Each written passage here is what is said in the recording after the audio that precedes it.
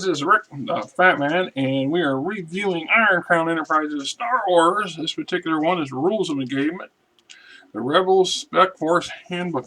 And I can't say 100%. Let me see. Because I know, it seems like to me this was a second edition release. This is West End Games, not Iron Crown Enterprises. My bad. I got it mixed up with Merc. I believe this is for second edition. I'm not sure it says that anywhere specifically. I remember it was one of the latter ones that came out, as it said, 1997, according to this. There's actually quite a bit of information here. A little bit too much for a short video, but we'll buzz through it just to give you a flavor on it.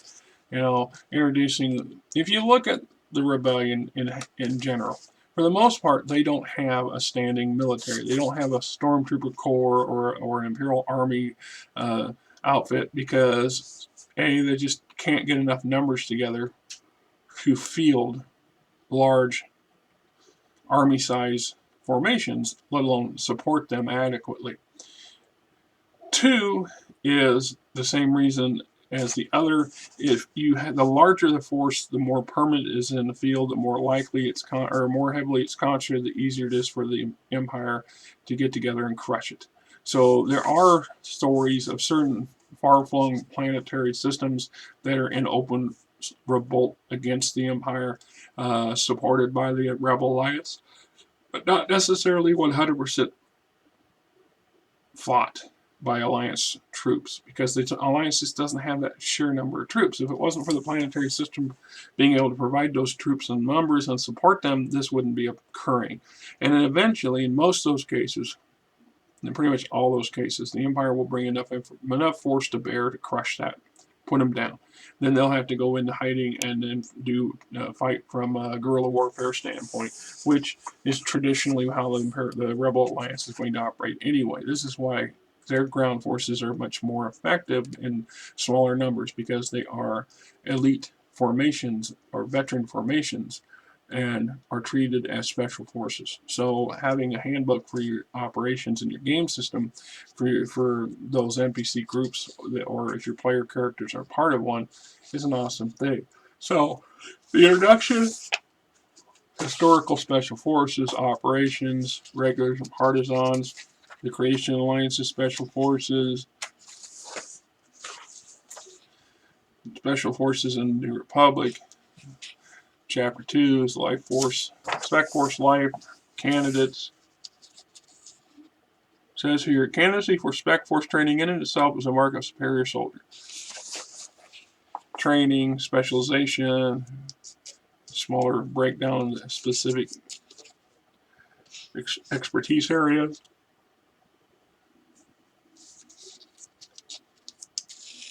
Says here, the average Spec Force trooper is a little older than a rubber soldier, better than average intelligence, physical ability, and strong dedication to the Alliance unit and mission. So I guess that makes a little more clarification. The Alliance does have regular ground forces at their control, under their control, or at their call. But they're not large, huge, planetary dominating force numbers. They're going to be the people that are going to guard the bases, are going to provide muscle for operations, and to do what troopers do on a small scale. From them, and from special NPC, in our case, the player character type of adventurers who become more attached to the Rebel Alliance as cause, we get a group of individuals that are highly trained, highly capable, heavily experienced, in a lot of cases much older than the standard lower level entry military grunt. So we got officers, the daily grind, ranks in the Alliance, spec terms and their jargon. Chapter 3, operations and missions, strategy. It says here, civilians think of war as a single sweeping affair. Generals think of the war in campaigns. For us, the war is defined in operations and missions, usually too long and too costly. Lieutenant Page could turn commandos. Another quote, Trooper, I don't want to know your name until we both come back from a mission. Unidentified Spec Force infiltrator to an Alliance soldier. Strategy, you can win without fighting, but it's harder to do. The enemy is rarely so cooperative. Grand Marshal Harris jumped up to a subordinate.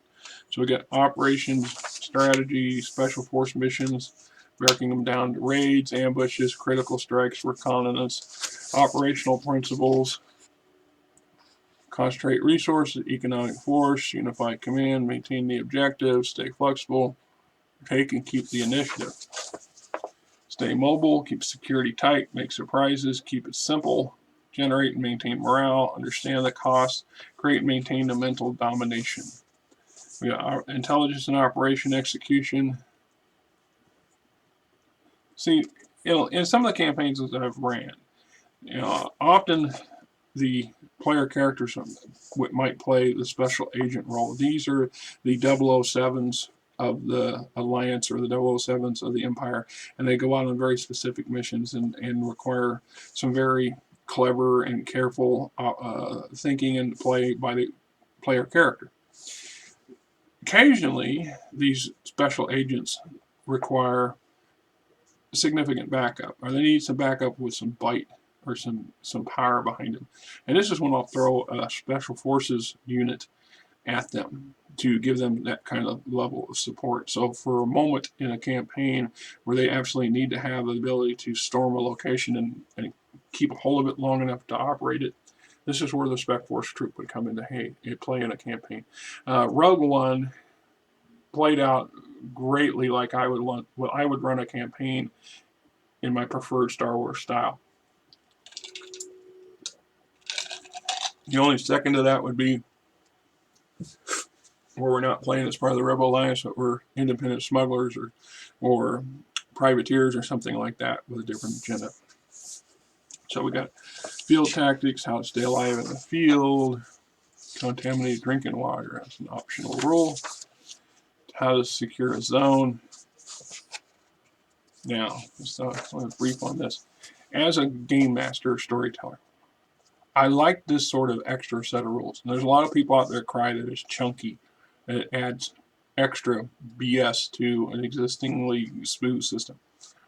My argument, or in support of these extra rules, is sometimes a crucial event within a campaign, an encounter, might involve something other than your everyday run-of-the-mill stuff, and having the player characters stumble across a situation where they're already in a stressful environment, and then they somehow or another consume contaminated drinking water, or one of them does, and the effects of that person is going to affect the rest of the other players and how they handle things, or the fact that perhaps they're in a situation where their constitution is their stamina is being stressed out, and they resupply locally, and before they do, they discover that their water source is not healthy.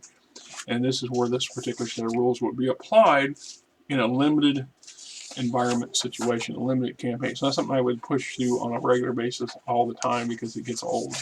I mean, the idea is not to slow the flow down in Star Wars. You want to keep the pace going. But having that as a stumbling block, as an encounter, is quite acceptable. So how to secure a zone, entering a room, unit formations, hand signals. You want good watch SWAT on TV. Watch the SEAL teams movies and things like that. Great way to give you a little bit of extra flavor for this sort of operation for characters. Chapter 4, the quartermaster supply, technology, what's available, etc., new gear, extra equipment.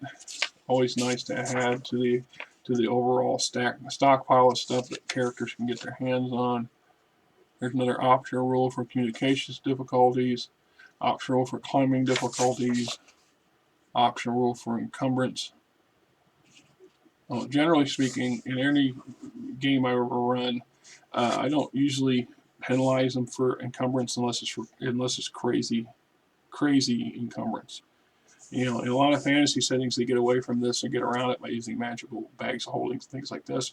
It's not really unless you're playing a Doctor Who campaign, it's a bit hard to do that in a science fiction. So this is where vehicles and droids come into play, because they can carry their share or more than their share of stuff if it's needed.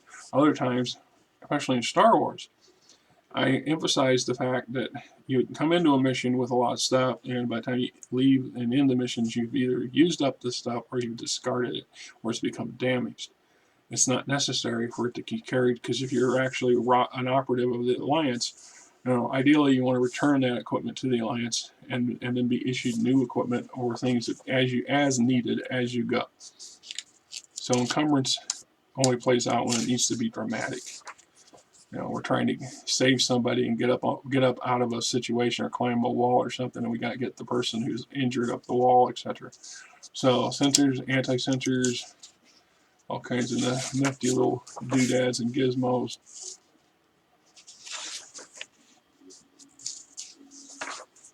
Chapter 5, Transportation, additional ships, landing craft, troop shuttles,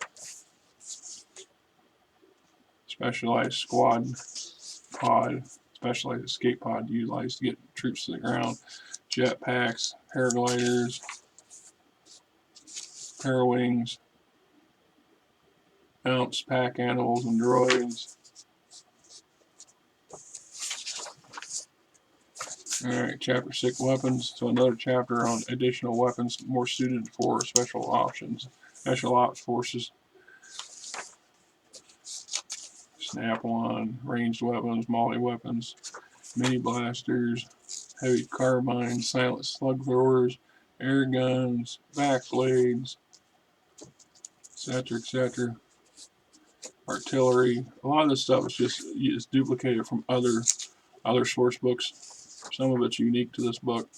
Chapter 7 is Spec Force organizations, introducing divisions, which are extremely rare, regiments, companies, platoons, squads. Most common player characters in my mind should ever encounter a squad may be a platoon or a company briefly. And a company's more, you're at a company's headquarters or something like this to get a squad. So when they break down the Spec Forces by regiment specialists, they have a specialized regiment of each type, though they never operate as a regiment. So urban combat specialists, wilderness fighters, Spec Force infiltrators, Space Force regiment, pathfinders, drivers and pilots, technicians, heavy weapon specialists, Spec Force interrogators, Spec Force procurement specialists. Chapter 8, notable Spec Force units, Task Force Shin,